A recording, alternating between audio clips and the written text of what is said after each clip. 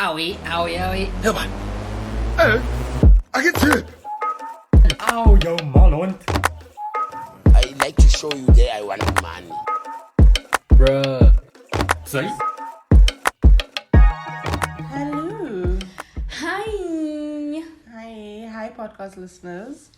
I'm Jodie van der Heide, And I'm Michelle October. and welcome to your podcast. This is the bi-weekly podcast where we unpack and tease out many of the issues in South Africa that we don't understand or simply just don't talk about. Oh no. Immediately we have Immediately a problem. no. Immediately no. So we are recording in my apartment with my dog. She doesn't bark, but she walks, as dogs do. So Is this gonna be a problem? no. It'll be fine. She'll settle down. Okay. I believe in you, Mumu. Momo, you can do it. My God, dude. Yesterday I went to a coffee shop because obviously if you are stuck in your tiny apartment, you need to like leave and see other scenery. Yep, 100%. But Mumu does this thing where if I leave her alone, she doesn't destroy the place, but she'll poo inside, and she knows that she mustn't poo inside. Like the like outside is open for her and available, but she'll be like, no, because you left me here, I'm gonna shit on your carpet on purpose. So I took her with me. So we go to the coffee shop, chilling with top billing. Out of nowhere, unsolicited, she barks. She goes, "Ruff!" I was like, is that my dog? Everyone in the restaurant stopped what they were doing and looked in the direction. No. My face was on fire. I looked at her, I was like, bitch, if you don't shut up. No, I didn't say that. I was like, Mumu. And then she came towards me and she gave me a look, and I was like, I am gonna like start leaving you at home if this is what you're gonna be doing. Yeah. Like, it's not cute. Yeah, the stress. It's very stressful. Yeah, that is stressful. But then she didn't say anything for the rest of the thing. But then I also like made a point of like not staying too long. Like I Exactly, because now you feel like you have to. Exactly. You can't like be nice and like move at your own pace. Yes. I just wanted to understand, okay, we're coming into a restaurant now. You can smell that there's food everywhere and loud noises. So just like lie your ass down and be happy that you're not alone at home. Like, can you roll with the punches, babe? Yeah. And she was like, no, I'm special. That's hilarious. Shame. But it was loud in that coffee shop. Like, they were playing the music so loud. So, anyway. This is episode 8. If you have listened to all 8 episodes, then thank you for your service. Snaps for you. Well done. I can't believe it. Is there someone who's listened to all 8 episodes? I don't even think my mom has listened to all 8. Probably like one person. My mom said, I'm so grateful for your podcast because now I have a reason to walk the dogs for a full hour. Wow. Thanks, Auntie. I'm not going to say the name. And you can say your name on to Sharon. Auntie It's fine. S. No one's going to know. Like, if you try and look her up on Facebook, like how? Yeah, there's a million Sharons in Cape Town. Yeah, although... Okay. Okay, what is the segment called again? This segment is called I really can't remember. Things That Actually Happened. Although we're still workshopping the name, we are not... No, I think it's fine. Things That Actually Happened. Yeah. Okay, cool. So what actually happened this week, Jodie? Okay. You know the story about what happened at UCT with the Vice Chancellor? What? Once again, buried under my corporate rock.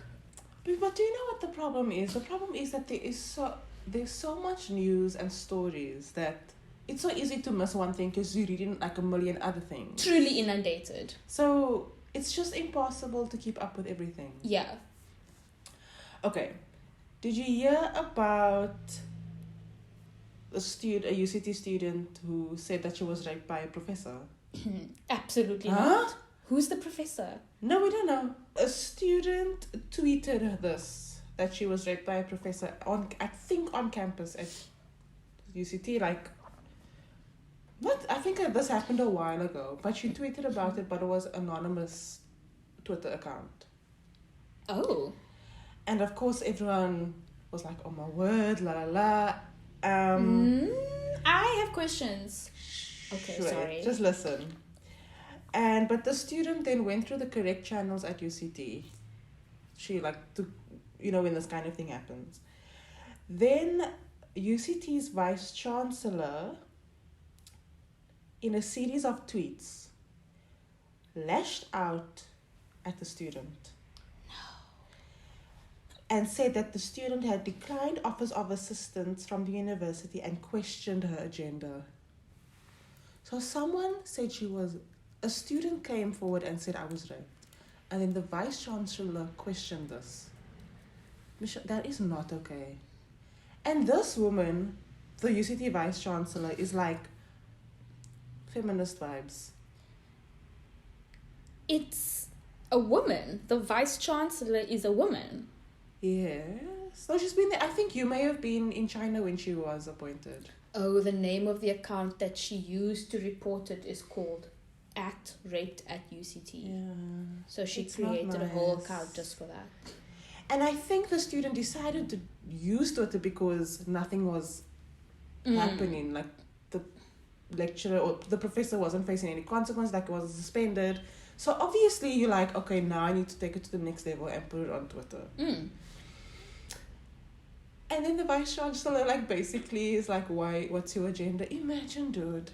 It's very problematic. It's so problematic.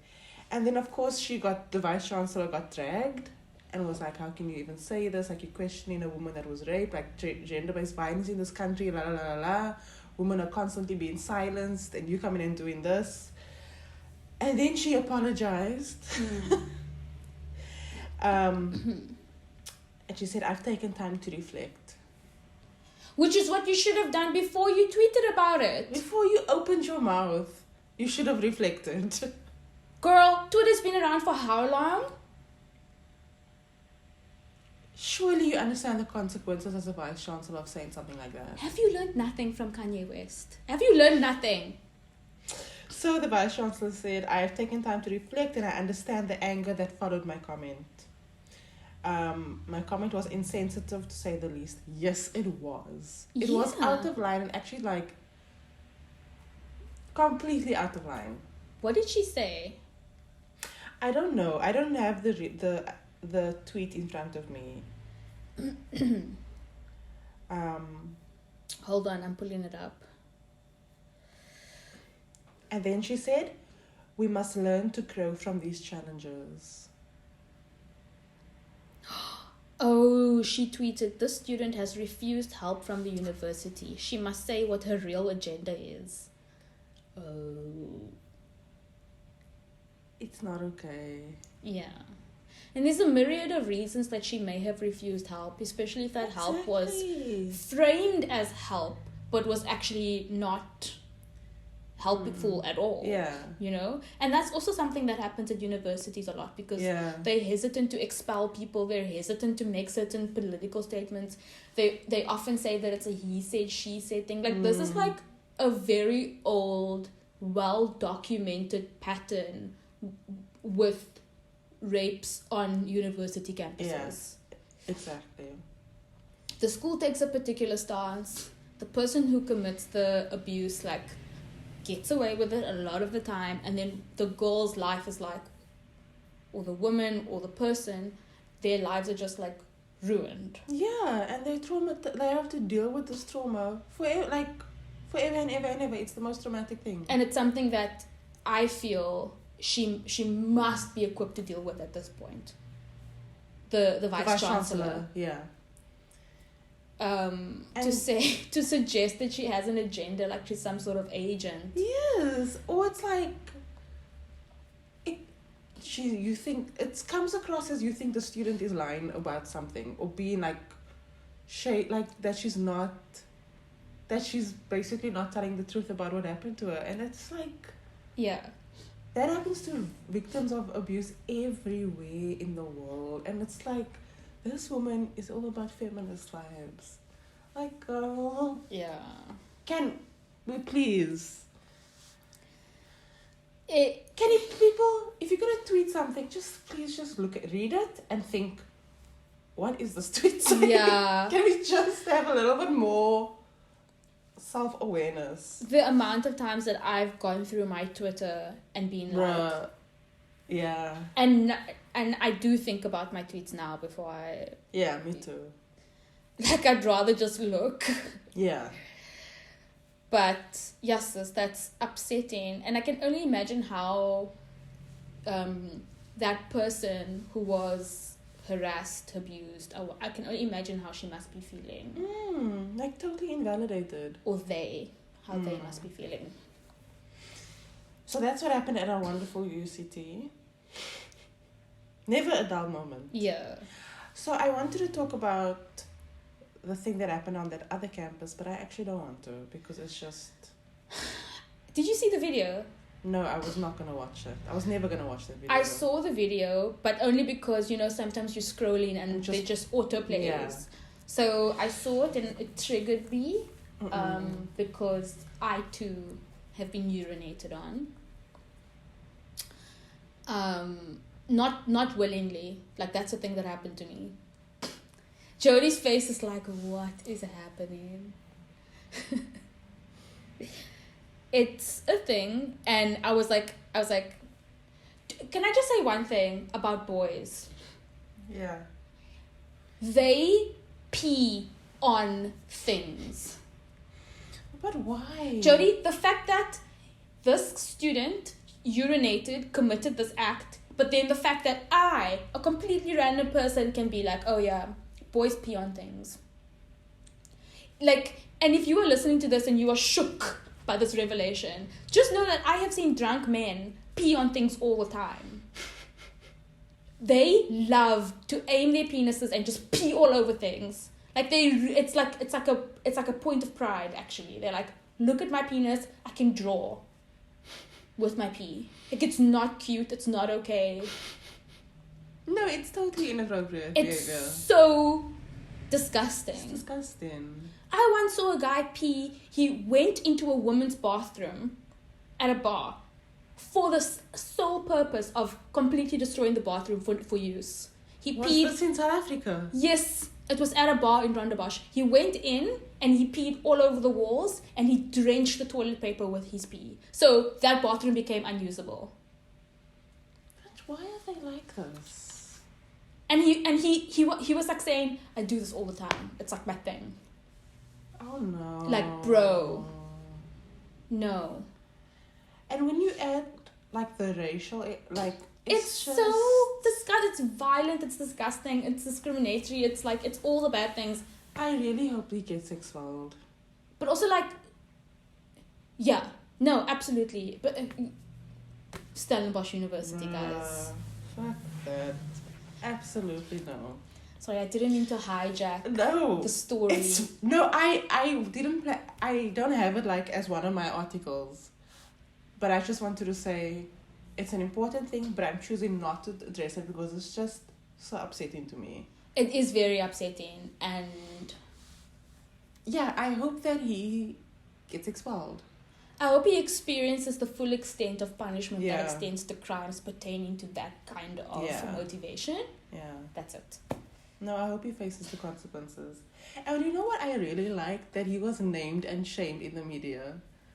When I was in Manchester, there's like a local Manchester newspaper, and then every week or whenever it comes out, they literally have a list of these are the 30 people that were convicted this week in the Manchester courts. Name and shame. We need to do that here, bro. Yeah, we do. And Name and shame, because it's like anonymous. You don't know who it is, with their picture, wow, their name, and what they did. And it's a big deal for them, eh? Name like, and shame. in the UK, they will like literally be shook by that. Like, for them, it's like, wow, this is like incredible. Another thing that they do in Ireland is it's illegal to catcall. like actually against the law. So my sister says that she won't get catcalled, but because they know that they'll get arrested for it or whatever. But so what they'll do is like they'll be polite. They'll be like, hey, what's your name then? Like, and where are you from? Like, and to be honest, if you absolutely need to reach out to another person and you need to let them know that you find them attractive, far, far better to be like, what's your name? Yeah. Rather than, away, like what you, I don't know how to whistle, like, If catcalling was criminalized, yeah, there wouldn't be a man in the streets. they would all be in jail. And it would be fine. I would be okay I with would have no that. problems with it. I would love it. Imagine just being able to walk down the street. Not be catcalled. Incredible. Oh. So sometimes laws can be passed that really do benefit people. And these are some of the laws. Also enforce stronger penalties for public urination. Michelle, I agree with you, but No, it's disgusting. I've just unearthed a very masculine pattern of abuse. Like, I'm willing to write a paper that this precludes other things. Like, you don't know. So disgusting. And it's just permitted. But you know, we are actually onto something here because we're talking about something that comes from a mindset that allows you to think that you're allowed to do things to women. It starts with a P. It starts with a P. Ends in a Y. And like, there's something to that. Yeah. Like, clamp down on these things, guys. No, I mean, yeah. We could talk about this for literally the rest of the day. Sorry. Story number 2. Just an update on our little friend Eskom. More sabotage. Surely at this point we can just laugh, right? Wait, who's sabotaging who? The people at Eskom cut the wires, bro. What? Hi, Bo Michelle. I know. I didn't hear about this. They cut the wires What wires, Jody? at the Hendrina power station. But why are I just want to say, why are the names of the power stations so cuck? Hendrina is a very, very old power station. It's one of the ones that were built in like the 50s. Yeah, because of that name. Because after Hendrina, they become more African. Like, they get Thank diversified. you, guys. But if ever there was an indication that this is an apartheid power station, it's in the name. Do you think there's a Jacobus power station? Okay, so yet another incident of sabotage has occurred at one of Eskom's aging power station. A cable at the Hendrina power station was cut. An employee cut a cable. Why? Do you just want to see the world burn? Yeah, basically. But this happened this week, but last week it happened at another power station. A cable was cut. And here I'm reading that thousands of tons of coal have gone missing in inverted commas. Continue. This incident marks the 5th alleged act of sabotage since March 2021. So there's an active plot against Eskom underway. I wonder by who. Let's think. Who would want to destroy Eskom and make it look like they are unable to do their jobs? Go listen to our episode on Eskom to find the answer. Oh wait, how many episodes was that? Was it one episode? One. I can't believe I managed to get it down to one. So, yeah, that's what happened.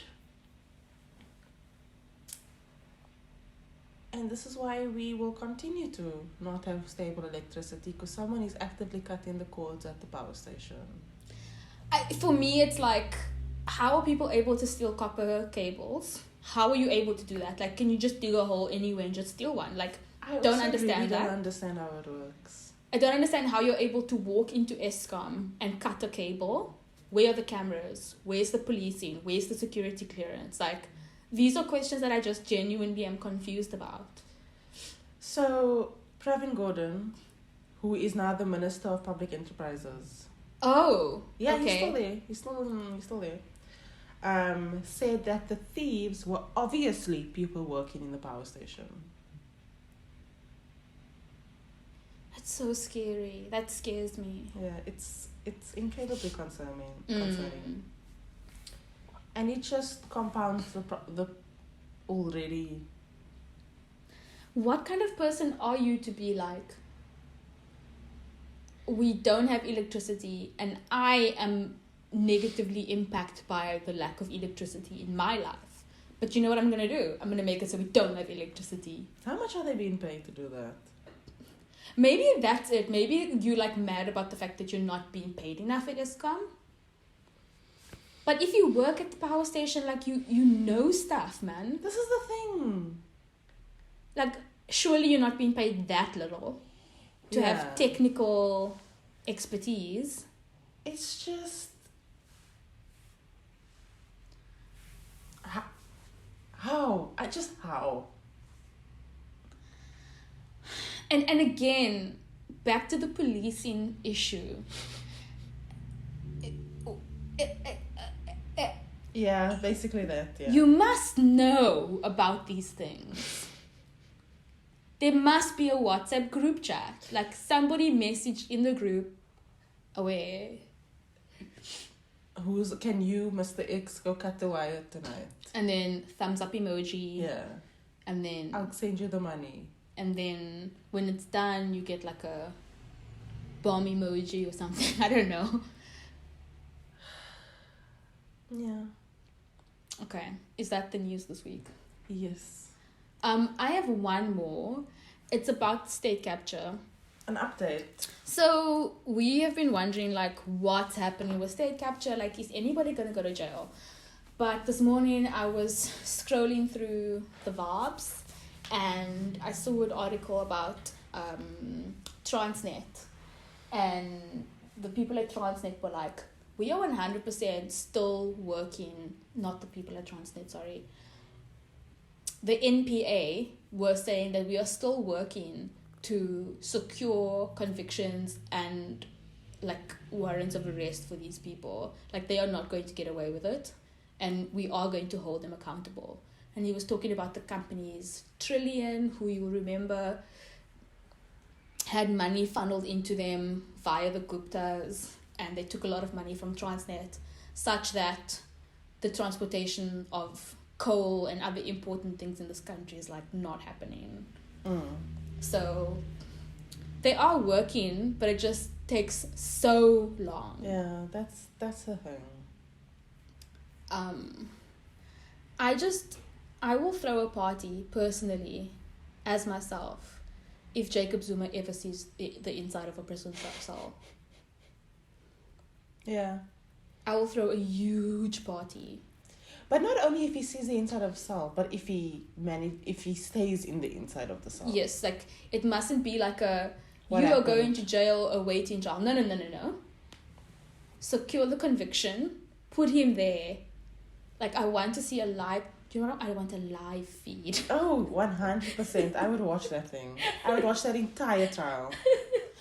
No, I want a live feed of him in jail. Oh! Just to make sure. Bruh. Okay, we're gonna take a break. Alright, so this week in, like, the big story, as you may have guessed from the title of this episode, we're talking about mobile data in South Africa. And I've broken this episode down into, like, 4 parts. So it's gonna be like, I lie. It's 5 parts. I'm so excited. I don't know anything about this. Like, I literally know nothing. Okay, all new. It makes a lot of sense because I actually asked on my Instagram stories, I was like, what do you know about like why mobile data is expensive? And I got some like responses that, because I was busy researching and I just wanted to know like what other people think about it. So some people said mobile data is expensive because the companies do price fixing, so they collude with each other in order to like keep the prices the same. Another person said, quite interestingly, mobile data it's not expensive, but what is fucked up is that when you get mobile data, it expires after a while. So you only have the mobile data for like 1 hour and then it's gone. Okay. And well, I'm exaggerating when I say 1 hour, Yeah. obviously. And then some other responses were just like, I don't really know much. And I can't remember what other responses I got, but it was like, different stuff. So let's start with the problem. Part 1, problem, data is expensive. And this is actually quite interesting because I was watching a YouTube video and this one guy sat there and said, is data really expensive? And then he mapped out like the price of data, and he says that like data has actually gone down in recent years and the price of data has not fluctuated much compared to the price of water, electricity and other services, which have gone up dramatically in the last few years. So he's like saying, oh, actually the price of data has not really gone up, and so data doesn't really need to fall. Who's this guy? His name is Bra Willie something. He's just the guy who got on YouTube, but like he did a lot of research into this and like good research. Okay, so it's not just... But it's just like, bro, saying that the price of other things have gone up and that the price of this one thing has not gone up does not mean that this product is accessible. Yeah, or that it's not expensive. Yeah, so like two things can be true. Yeah.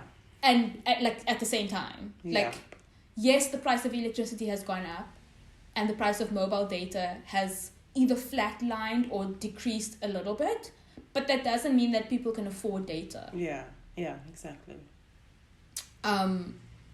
So the data is expensive, and I think a lot of people will be like, that's not really a problem for me, but I want to paint those people a picture of what we're dealing with so that you can understand the gravity of the situation. If you don't have Wi-Fi at home, then you're in trouble because Wi-Fi is expensive.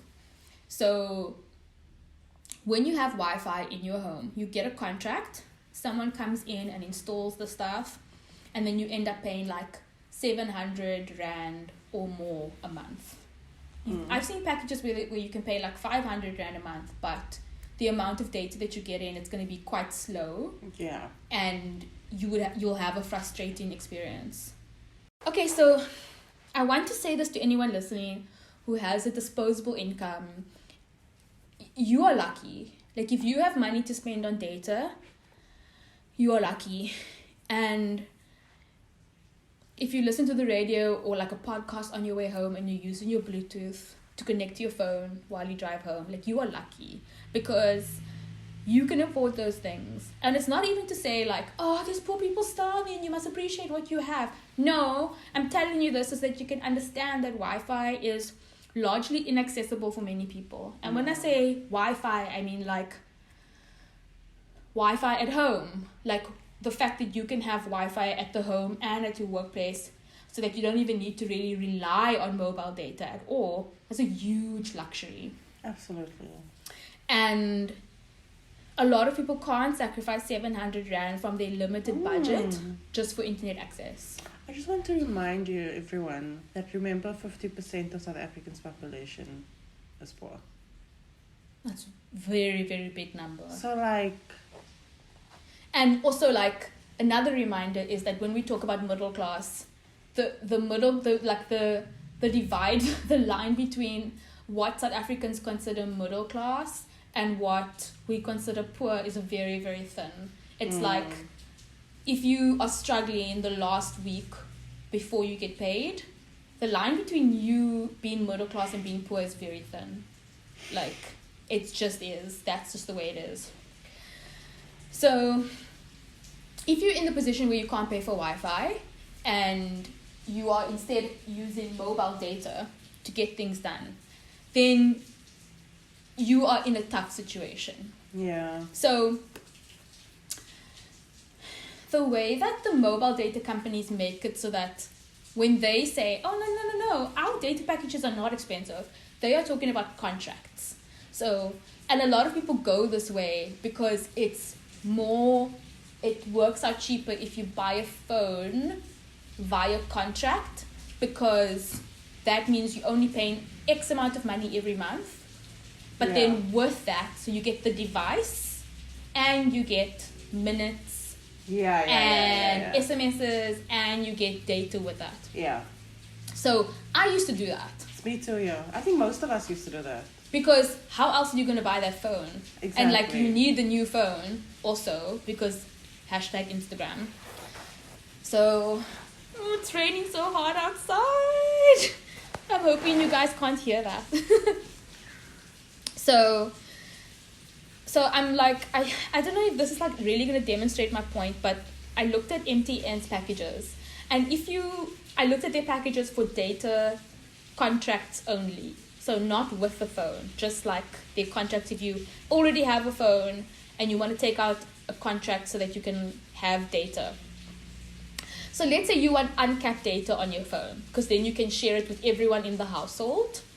Like you can hotspot with everyone around you. Right. That's going to cost you 1,999 Rand per month. Mm-hmm. And then you have to pay that off over 2 years. And these contracts, once you're in them, you can't get out of them. There's no way that you are able to get out of a contract with a mobile data company. Yeah, it's not going to happen. Like, I've tried. Yeah. It's impossible. And then you also get unlimited talk time with this particular package.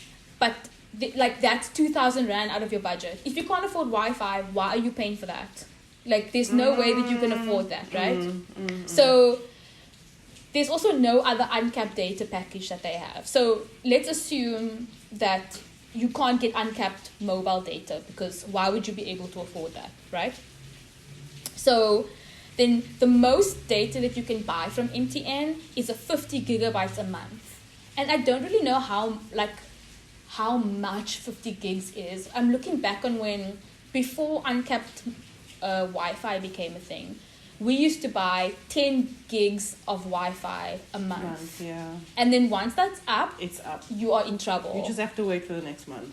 Yeah, and it goes by fast. So I was like, okay, so what can 50 gigs get you? You would pay 999 Rand a month for 50 gigs. And that's also like too much, first of all.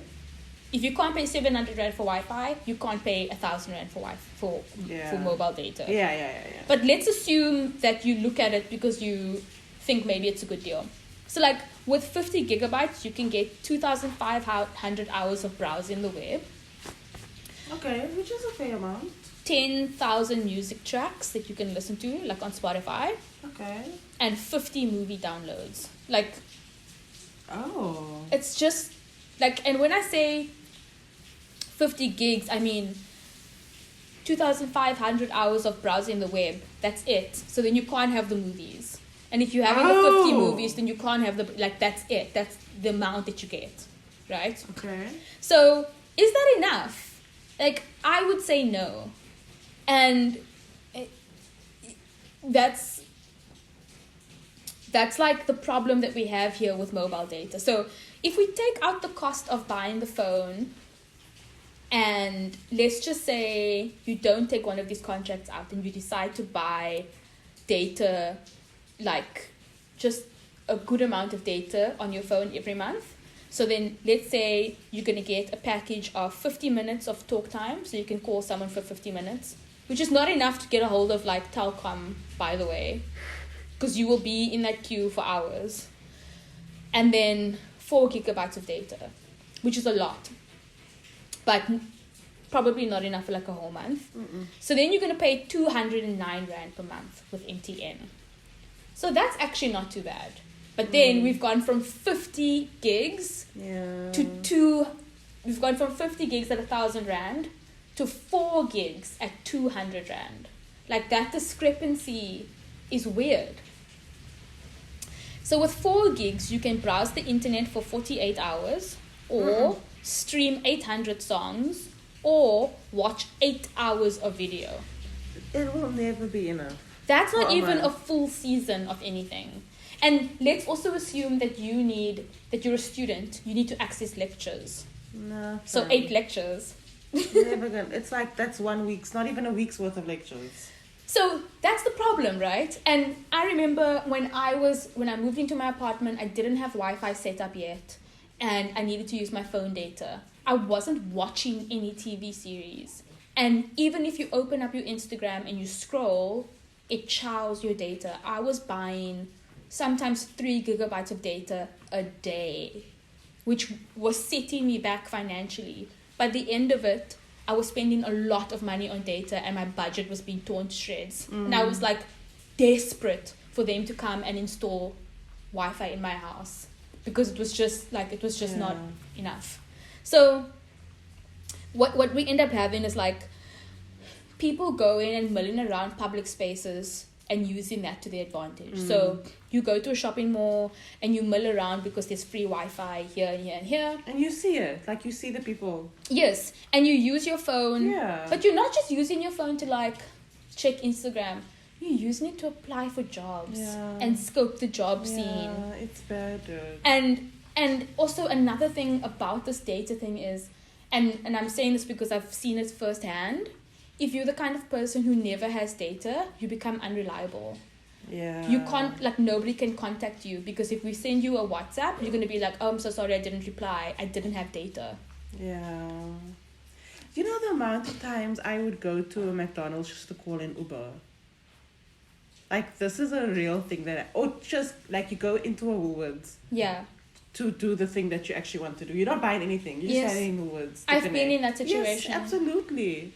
It's and sometimes, like, if there's a problem logging into the network, it's not working properly, you are in so much trouble. Yeah. So, like, the impact of being someone without data, it's far reaching. Like, it's going to impact you on a professional level, on a personal level. It's going to impact your safety. There was a story that I saw on YouTube of this girl who's like, every day I come and I hang outside this parking lot because there's Wi-Fi here, and I have to stand here and I can't go into the shop because I can't buy anything. So I'm just standing outside using the Wi-Fi, but it's unsafe. This is a disaster. Yeah. So one study found, quote, poorer customers who purchased smaller bundles of data were most heavily hit by out-of-bundle payments, which represented up to half of their spending. Yeah. So if you can't afford an unlimited package or a package with a lot of data, what you end up paying for is a lot more in the long run. It's like when you buy a cheap pair of boots and then next year you have to buy another pair of boots. Yeah. But if you could buy a really good pair of boots, you would have one pair of boots for 10 years. Yeah. But you can't afford it. Yeah. This sounds like an everyday situation of my life. Yes. This is the And way it's that like being a middle class person and like being on the line or just being a poor person shuts you out of a lot of things. And there's like, I don't know where I heard someone say this, or maybe it was at work, but someone was like, you can't budget your way out of poverty because like everywhere you just fucked. Yes. It's true. You cannot, can't budget your way out of poverty. That's really it. You cannot. It's not about saving money. It's not about, like, poor people can save money to build up money to buy a house because they don't have money to save. Yeah. That's the first point. So then there was this very viral graph, this infographic that came out, I think I've seen it. which compared 1 gigabyte of data in 228 countries. Yeah. And out of all of those countries, South Africa is ranked 148th. So the internet went Out of how many? 100. We 148 out of 228. So South Africa went crazy, like we were talking about this a lot. And just one thing I want to point out before we get into this is that the price of 1 gigabyte of data, comparing all the countries, it's a good benchmark, but 1 gigabyte of data in South Africa is priced differently compared to 4 megabytes and compared to like 20 gigs, for example. Like they price them differently. The actual prices versus what you pay for is very different compared to 1 gigabyte. In a graph that I saw, 1 gigabyte of data is the only piece of pricing where the actual price meets the price that you pay. It's the only one. All the others are skewed. So I don't even know if it's even worth comparing. So this comes out, and then ENCA obviously did interviews with people to find out like what's the opinion on this. There's one media commentator called Victor Khomuswana, and this is in September 2020. So he goes on air and he says this. 220 or so countries, South Africa comes 148th. And the problem is, in Africa, the top country, in other words, the cheapest place today to buy mobile data is Somalia. For goodness sake, Somalia has had no government for more than 20 years. They are only trying to rebuild the country even as we speak. How do they manage to appreciate that data must cost a whole lot less than South Africa? You can look at the other countries. But honestly, like, he has a But point. he's got a point. I just love seeing that kind of spicy interaction on air. Like, So funny. I live for it. So he's a media commentator. He goes on air and he says this. And then the news anchor, Tumelo Mototwane, says, so is government going to expedite lowering data costs? And at the time, September 2020, we're inside lockdown. People can't go to school. So we needed to lower the price of data so that people could access it, so that they could go to school, learn online, and learn remotely. So she asked him, like, are they going to expedite the process? And he says, gem after gem. So I do not know. I cannot speak for this government anymore, because you think you understand. You think you have leaders who appreciate what's at stake, and then they do something totally opposite to what we expect them to. Facts. Oh, I think that's what we'll leave it. I mean, that's facts on facts. Where is the lie? He's right. He's totally, completely right. I just love that interview happened and we had that frankness coming from someone who could just, it's so cathartic when you hear someone say what you want, what is going through your mind. And he was like, girl, how are you asking me? That's like asking, I don't know, why can't pigs fly? I suppose there's an answer to that, actually. And so that brings us to part 2. Data is expensive because it comes from a limited source. Oh. Or so we are told. Oh. So following this data must fall thing and 2020, what happened was that data costs actually did come down during COVID. And so to understand this, we need to get into a bit of science. Okay. So here I'm going to read from a Fin24 article, Fin24, Finance 24. And that article was transplanted and then edited into another article that was in Two Oceans Vibe. Number one. No idea what that is. I didn't know Two Oceans Vibe was still going strong. I've never heard of it. What? Two Oceans Vibe is like this. It started off as like a blog, and they just like post hot takes of like things that are happening. Like, this bar in Bree Street is offering its customers free drinks, but the catch is you have to inhale it. I don't know. Like, I have never heard of them. yeah. Anyway, so sometimes they post like serious stuff. So here we have this article that somehow ended up on Two Oceans Vibe. I don't even know if that's legal, whatever.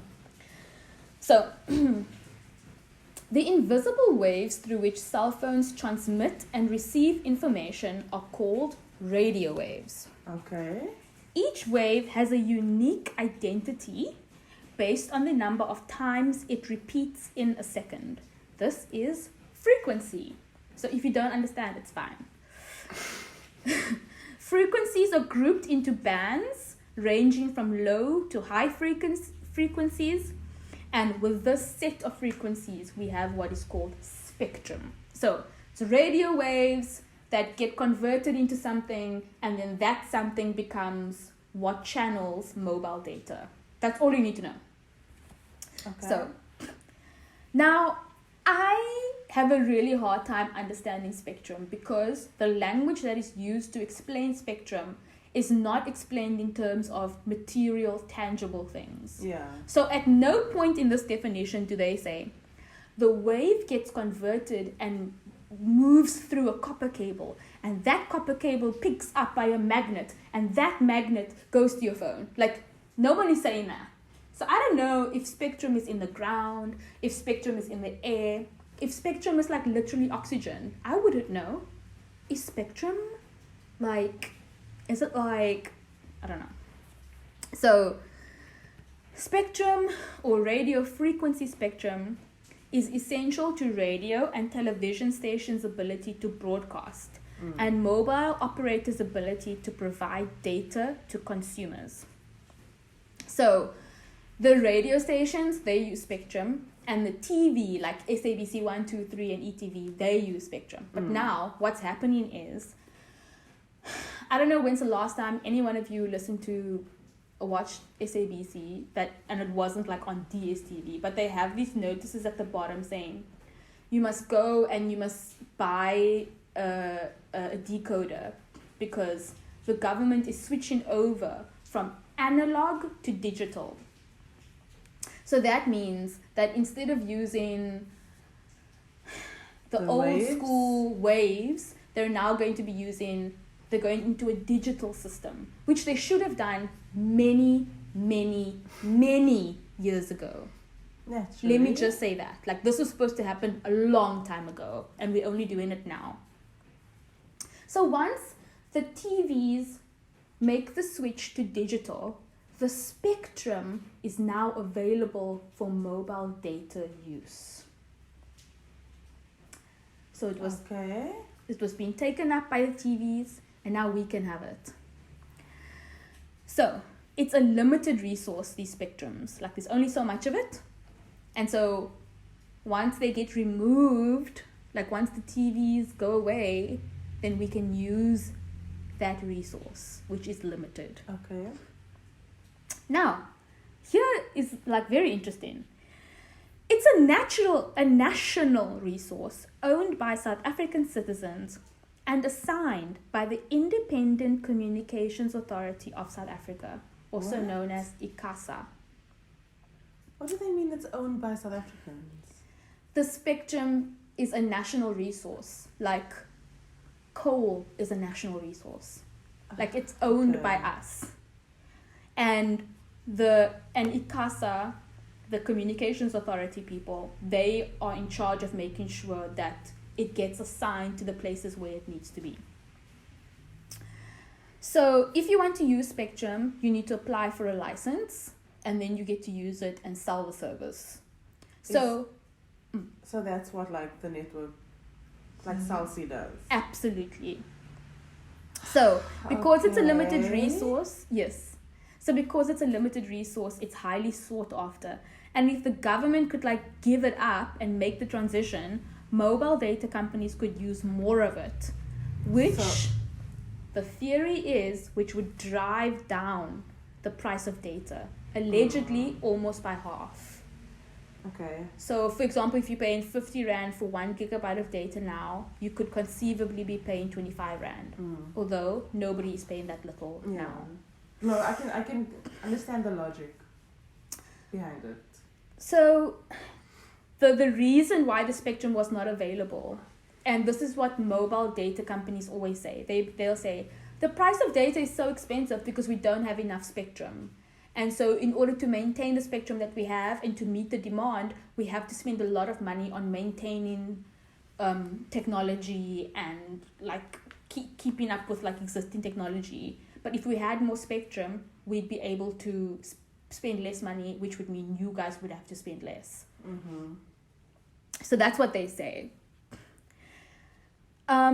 So this digital migration, this move from analog to digital, was supposed to happen 7 years ago, but it's been plagued by policy flip-flops and a tug-of-war about conditional access. Oh my God. Which would determine whether broadcasters could use the decoders South Africans will need once digital migration has been completed to offer pay TV services. Thoughts, feelings? My thoughts is disappointed but not surprised. Disappointed but not surprised that this is obviously like the same problems of the government that we've been talking about in every episode is also here. Just the same thing over and over. But a lot happened. Like ICASA was in court with Telkom and with ETV because of this move. Like things go to policy and then the policy paper gets signed off, but then nobody's like looking at the stuff properly. So then later down the line they find the mistake and they're like, oh, it has to go all the way back. So this kind of like thing, back and forth. And then what ends up happening is that you sit there year after year after year after year paying so much money while they fuck around. So this is still from the Two Oceans Vibe article. Asked whether halving prices could mean that a 99 Rand bundle might in future cost 49 Rand 50, or that a consumer would pay 99 Rand as before but get double the amount of data, Vodacom said it could be a combination of both, quote, plus whatever innovations might be pervasive in the market once spectrum is allocated. In a fiercely competitive market, competitors react in different ways to remain both competitive and differentiated from each other. Okay. So from this, we can tell a number of things. Number one, government has been holding the cards and they're dragging their heels, dealing out these cards. Like Standard. 18 years of dragging their heels. Standard.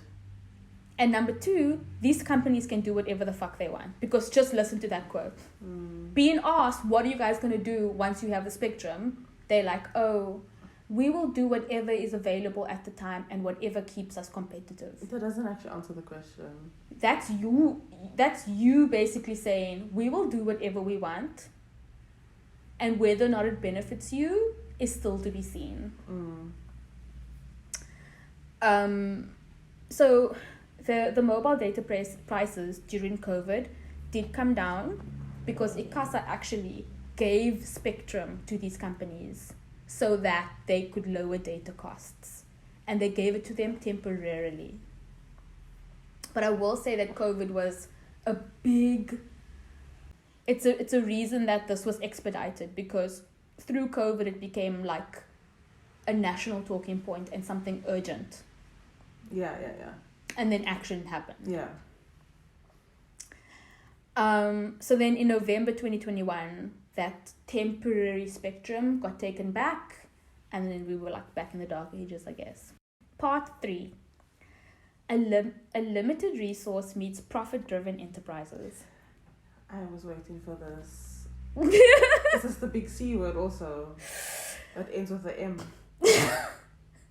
Capitalism. That's a very big C word. Yes, of course. I was waiting for our friend. Actually, he's not our friend, but you know what I mean. Everything starts and ends with capitalism. So, I mean, you might have guessed this from the way that I've been like talking about them, but I do think that these companies are using the spectrum as an excuse to like get away with their pricing models. Of course, yes. So I want to just talk about MTN. Okay, so I have long suspected that MTN is not the cute guy that she thinks she is. Like, She's not that girl. we love her ads, but Yeah, great advertiser, great marketing team. So there's this woman, she's like the chief executive of Karens. Like, she's the main Karen in charge. Her name is Jackie something.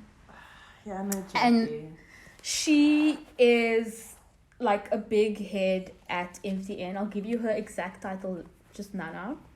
So in 2019, she goes on live TV to say that they are lowering their data costs in response to hashtag data must fall. I forgot the data must fall hashtag. That was a big thing, and it informed a lot of this. But I Yeah. remember first seeing data must fall actually in college, like 2010. And I remember seeing this poster of, like, you know, the fist, like the revolutionary fist, with like the sunbeams coming out of it, like very Yeah. communist vibes. And then inside the fist is a cell phone, and inside the cell phone it says data must fall. And then I remember being like, oh, I didn't know that's a political thing. And then my third eye opened.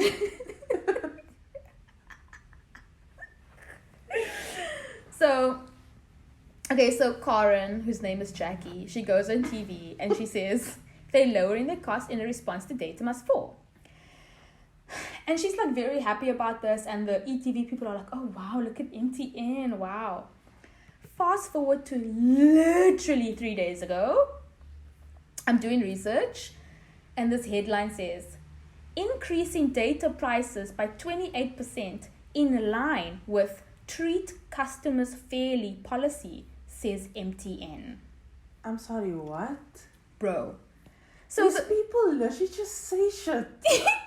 They just say things that are so incompatible. And they think we are just gonna eat it out.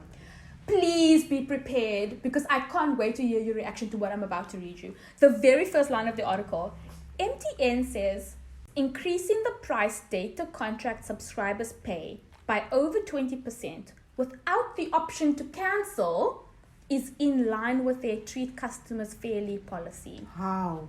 Explain for 10 marks how. Bro, so I'm going to just read the article to you because it just gets progressively messier. Many MTN contract customers received an unpleasant surprise in May when they discovered their monthly bills increased by up to 28%. Imagine you don't expect that now and you just see this number in front of you. And you're like, how did this happen? Girl, and this is what they do. MTN SA Chief Consumer Officer Mapula Bodibe said their tariffs increased by an average of 5%. However, many customers now have to pay between 22% and 28% more. The reason for the very high increases, MTN explained, is that the increase was applied to the base plan and not the price that customers pay. Now, first of all, do you expect me to understand the inner workings of your pricing policy? Must I now go and research what a base plan is? Excuse me? No. The goal that you expect me to understand what a base price is. Yeah. What is this? Neurosurgery? So customers who purchased these packages had no idea they were signing up for a discounted product that was multiple times more expensive than what they paid. So now they say that MTN applies a discount to the base plan to make the packages more competitive. For example, if you pay, instead of paying 1,089 Rand for 20 gigs of data, that's the base plan, the customer sees a price of, wait for it, 199 Rand. What does that mean? MTN applies a discount of 890 Rand, reducing the advertised price and the amount that appears on customer bills. So you think you're gonna pay only 200 Rand for 20 gigs of data. That's a good deal, right? Like, you would jump at that deal. Yeah. But then you discover, no. You're actually going to pay 890 Rand more. So your price goes from 200 Rand a month to 1,089 Rand a month. Who can afford such a jump? I don't understand. Then she says, I literally don't understand. I can't even follow this. It's so confusing. so MTN applies this price increase, hey, to the contract subscribers. Because remember, if they have your banking details, they have a license to withdraw money from your account. So they give you a heads up. They say, the price is going to increase. Don't worry about it, but we'll just like take the money off. Like, you're good for it, right? They take the money off. This figure of 1,089 Rand is nowhere to be seen on the bill. Customers are not warned about it. Not even MTN's customer service agents knew about it. And they're the ones who pick up the phone and have to talk to the angry customers, but they never knew. Yes, and it's also like, who can understand this? Yeah, I literally don't understand anything that Because you just said. from what I'm reading, it's a scam. I'm reading a scam, is what I'm reading. Make it make sense. Yeah, it doesn't make sense. So customers are suddenly hit with this 28% price increase, and then they just have to accept it. MTN made it clear that they are not allowed to cancel their contract. Remember, when you want to cancel your contract, you have to buy your way out of it. So they will hit you with a cancellation fee because you're in the middle of your contract. And they will also hit you with every monthly payment for the rest of your contract you will have to pay. Yeah. So who has the money to do that? Yeah. So this woman, our Karen, she is the executive for corporate affairs. Her name is Jackie O'Sullivan. And she says, no, we did treat people fairly in this case. How? Quote, whilst we could have communicated more clearly how the increase would apply to the base plans, we have offered our customers upfront discounts on the plans in an effort to make it more affordable for them. No. In an effort to make it as affordable as possible for them. Jackie, what do you mean, baby girl? Yes, it's affordable if I pay 200 Rand, but it's not affordable anymore to pay 800 Rand more. I literally do not understand this. This feels like gaslighting. It's gaslighting, it's manipulation of the market. It's like, and also to stronghold you, like to keep you to this amount that you need to pay. Jody, can you imagine the stress of knowing that next month, possibly for the next 8 months, Oh my gosh. that you have left of this contract? Let's say 18 more months. Yeah. And You have these are 2-year, 24-month Yes. contracts. No way. Imagine bruh. thinking that you need to somehow come up with 800 Rand more for a monthly bill. No ways. How can you think that that's fair use? Exactly. How is that? What did they say about treating fairly? She says that this is in line with their treat customers fairly policy. I'm telling you, these people are gaslighting us. Nowhere in the communications. And this is like one case that highlights how these companies treat us unfairly. So when you tell me that you are unable to price your services fairly because of spectrum, forgive me for not believing you. Yeah. So the picture is that, like, for years, mobile data suppliers are feeling the environment is not competitive enough, and that's why they're not motivated to lower their rates. What? Yeah, and then we also have the problem of ICASA, right? Like, what are they doing? They are the regulatory body.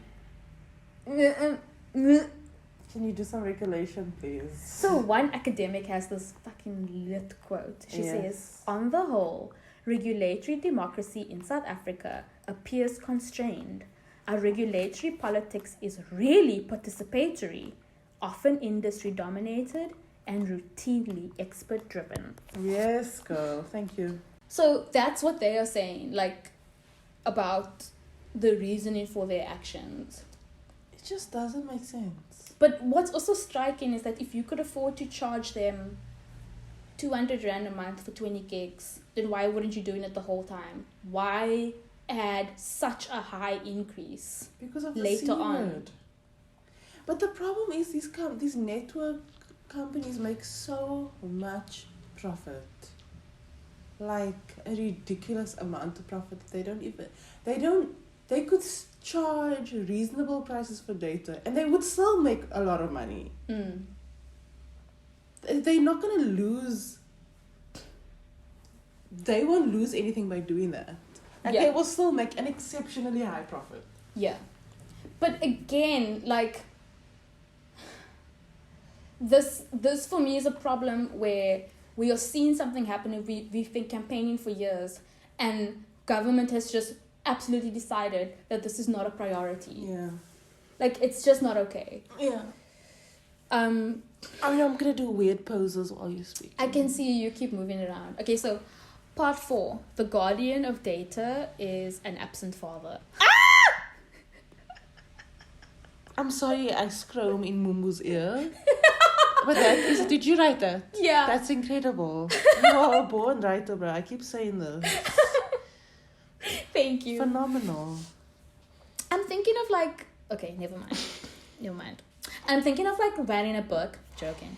Okay. No, you definitely are thinking of that. What would my book be about? Just like... I would literally call my book My Anxiety. And it'll just be like a monologue of all the racing thoughts that I have. I would read it. It's gonna be so difficult to read. It's gonna be like, have you ever read Andy Warhol's a novel? Mm-mm.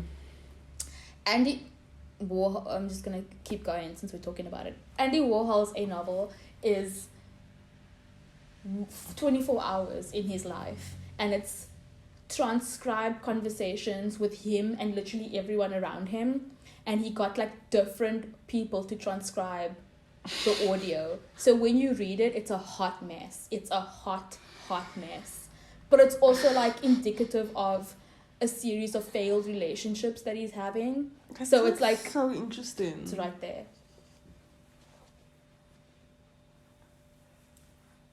This one is 24 hours. Yeah. It's a really good read, but like if you were to read my novel, Anxiety, it's going to read like that. Just chaos. Anyway, I should probably cut that out. I need to sit on the blanket. You're going to have to pick her up. She's not going to bite you. She is. She doesn't even know what her teeth are for. Honestly.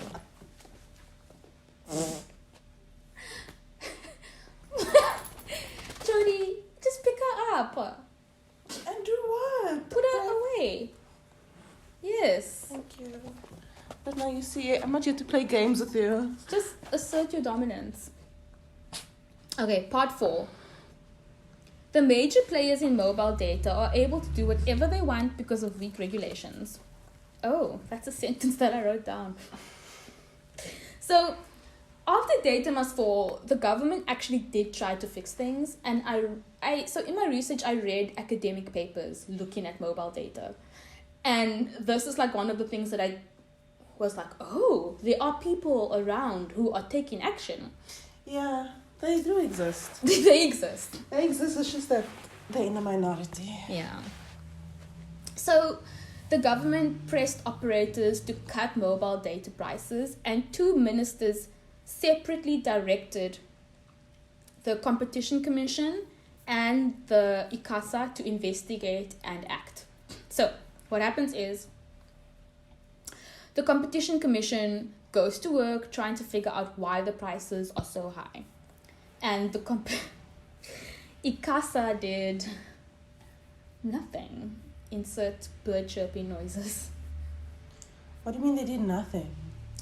The government members, ministers went to the Competition Commission and to ICASA and said, you guys must investigate what's happening with mobile data. Oh. And ICASA is like, okay, cool. And then Didn't do it. blue Didn't ticks do it.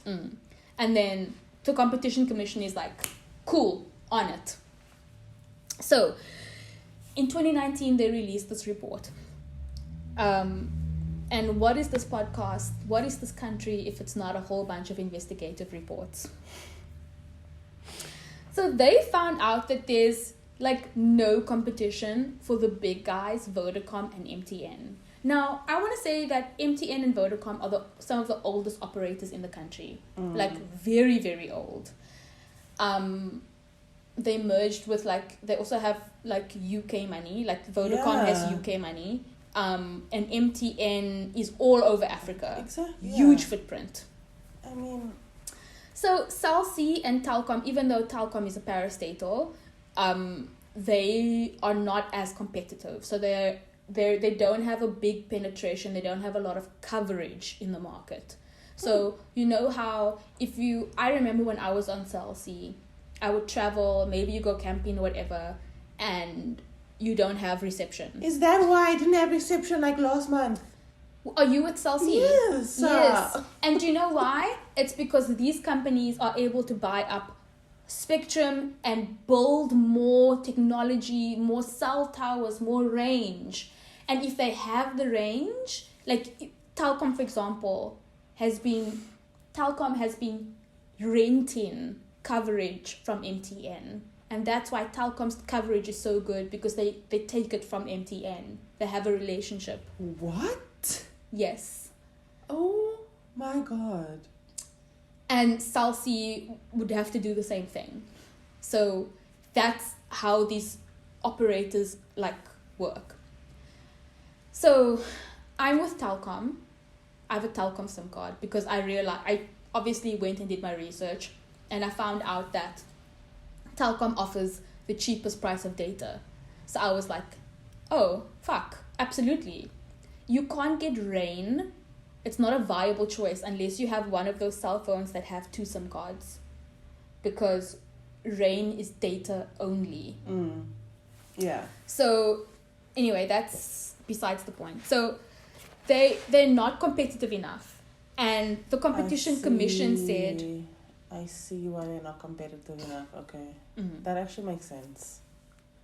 So the Competition Commission says Vodacom and MTN should be capped with their spectrum allocation so that other companies can also offer things and be as competitive. Okay.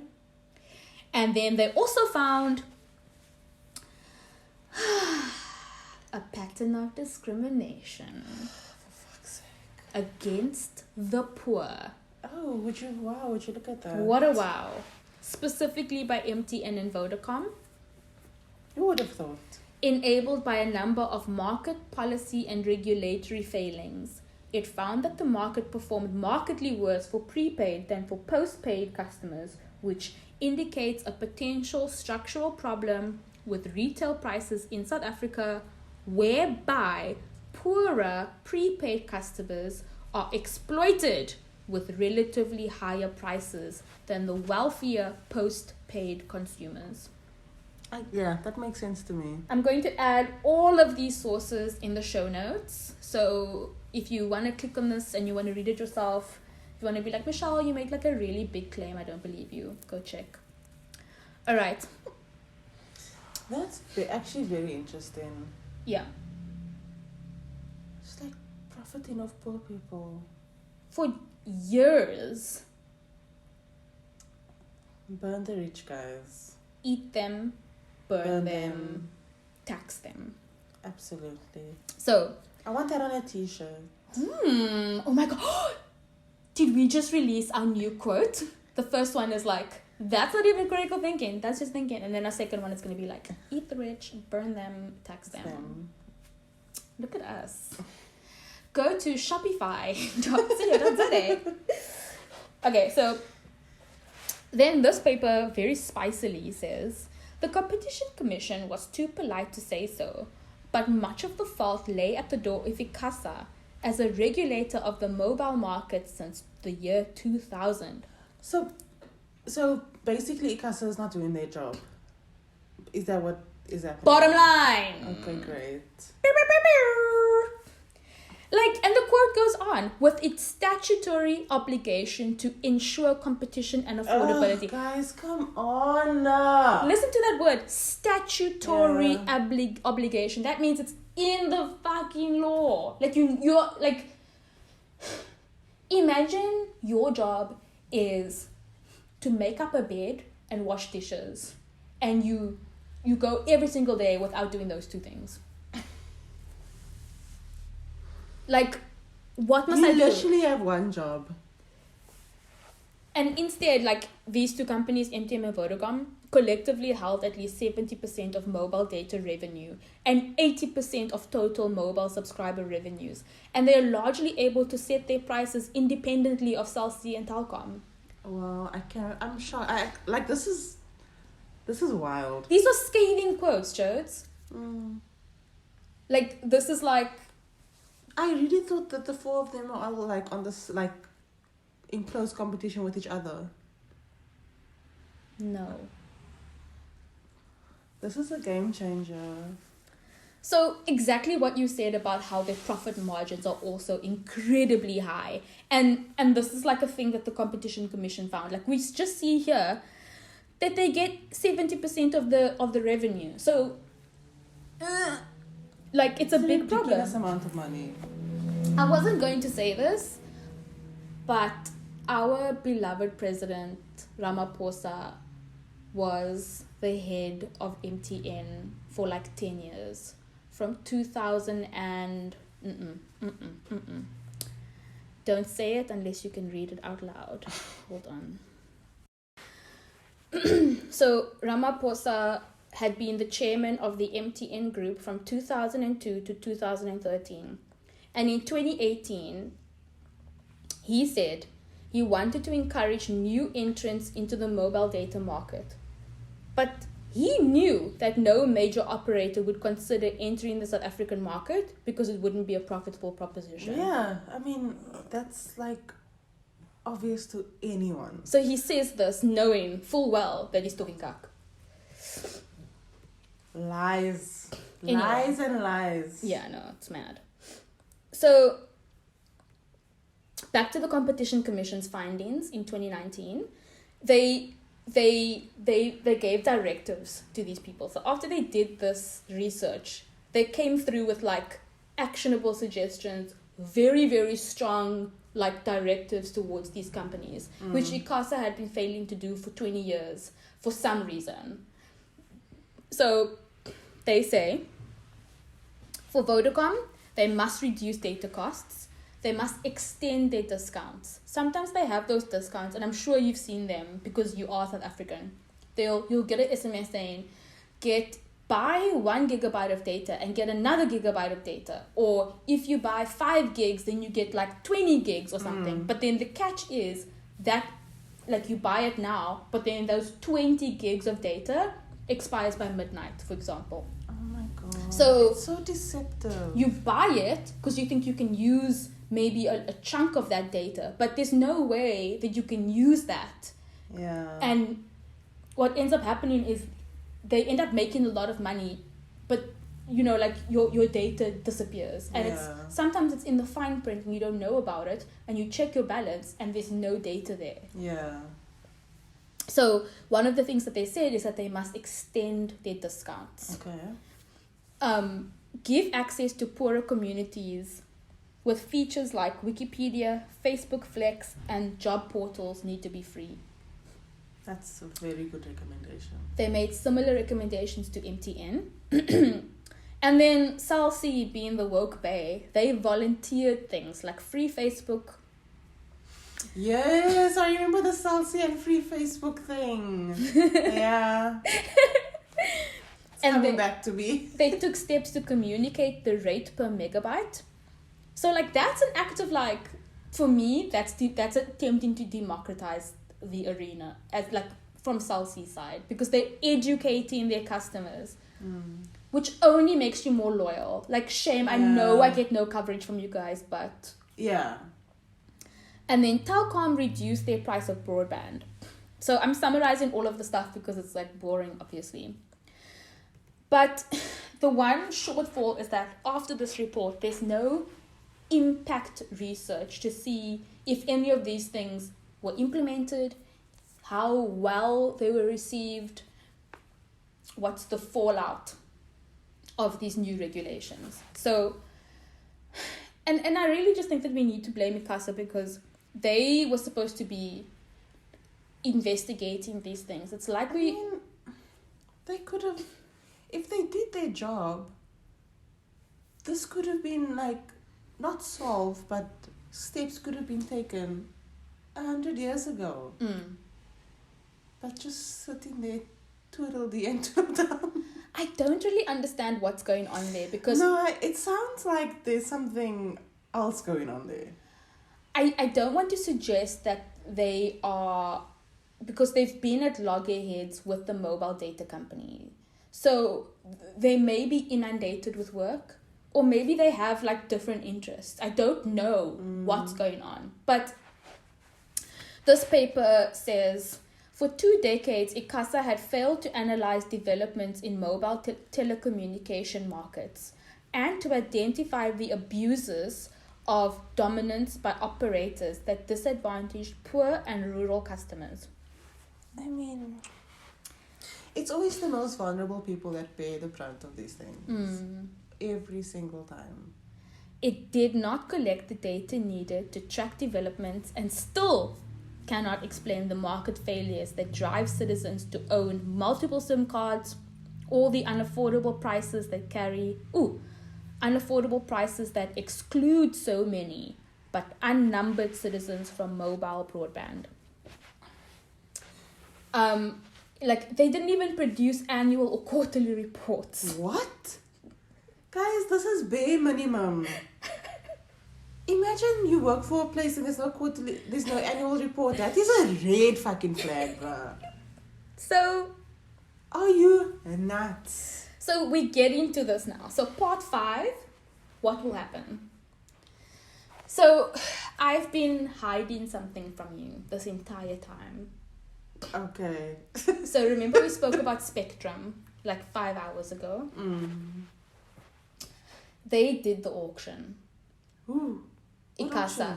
They auctioned off the Spectrum. They sold it.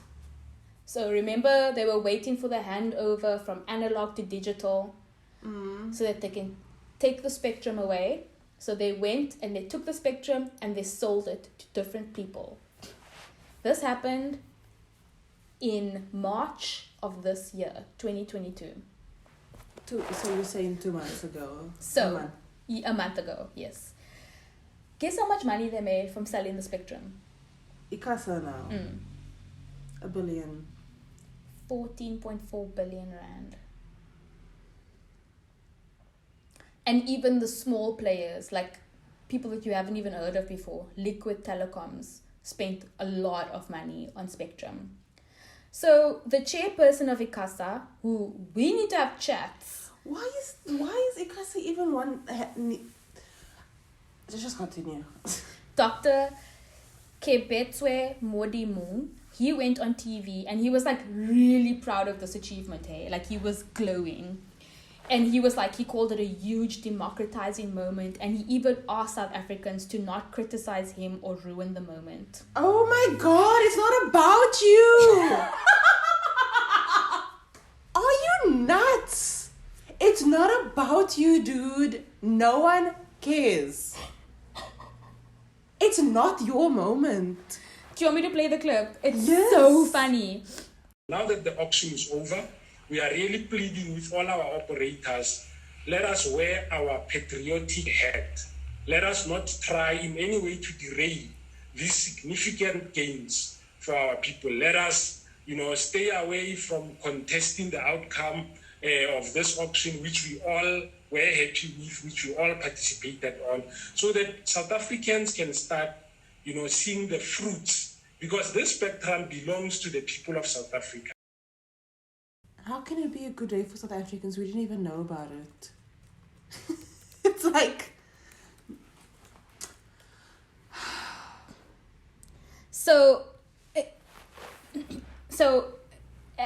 I just want to say, one, he's new to the job.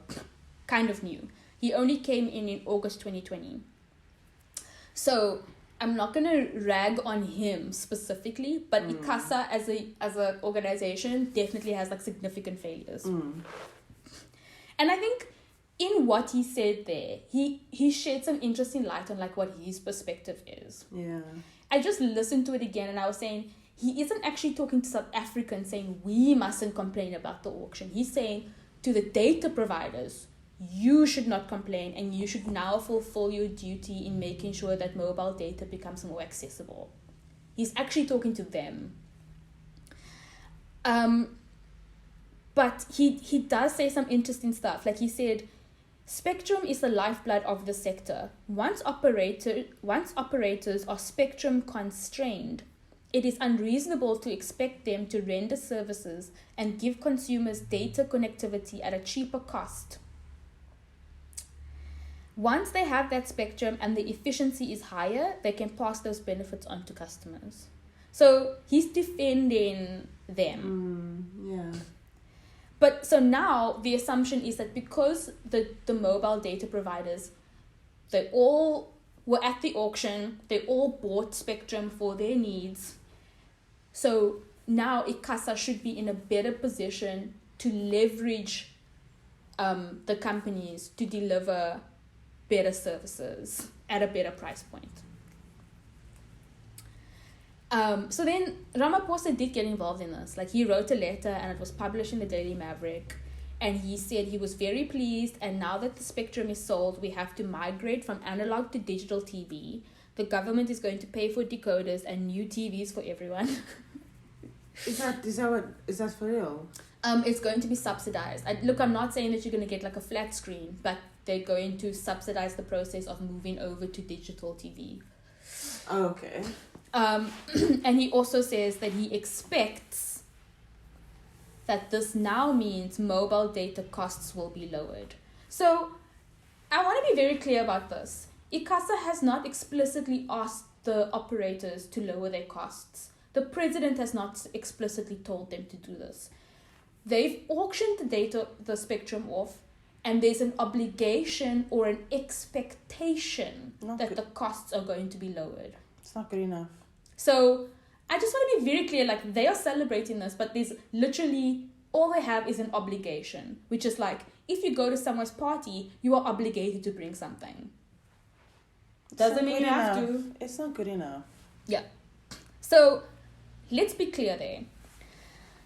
So, and we heard the clip, which I could possibly play again, is he was very vague about when he sees this data being implemented, like when the costs are going to go down. And he even made the point of saying that the spectrum belongs to the people of South Africa. But if that's the case, then why is mobile data so expensive? Exactly. And why do we even pay for it? Exactly. So this podcast episode has literally been 2 years long. So I'm going to end with a few suggestions. And this comes from academic papers that I've been reading and also just like your brain. My brain.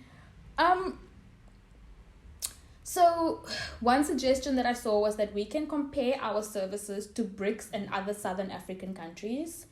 And we know that we fall behind those people, but they're in the same economic bracket and in the same like geopolitical bracket as us.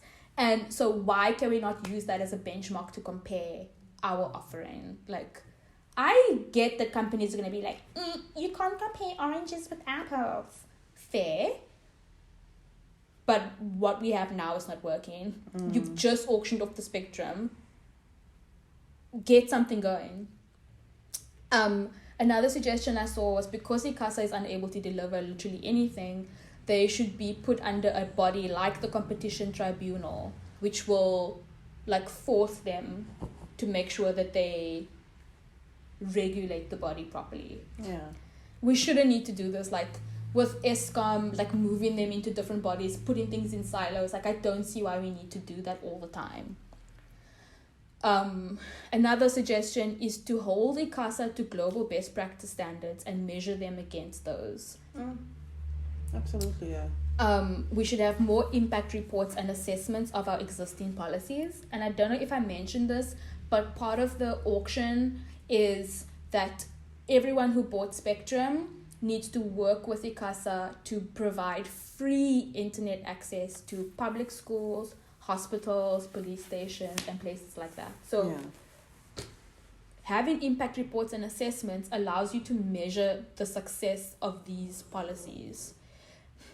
And we also need to follow up on the impact of having more available spectrum. Like what, like literally measure what happens after this and how it affects things. Are the prices going to fall? When are the prices going to fall? Like, when are we going to see that happening? And then we also need to hold companies to firmer regulations about the cost of data. Cap it. Yeah. Literally say to them, you can't expect consumers to spend more than X for this for an offering of this nature. Yeah. I mean, the story of 1,089 Rand for 20 gigs versus 200 Rand, like, that should never have been allowed to happen in the first place. Yeah. And I also think ICASA needs to be held accountable.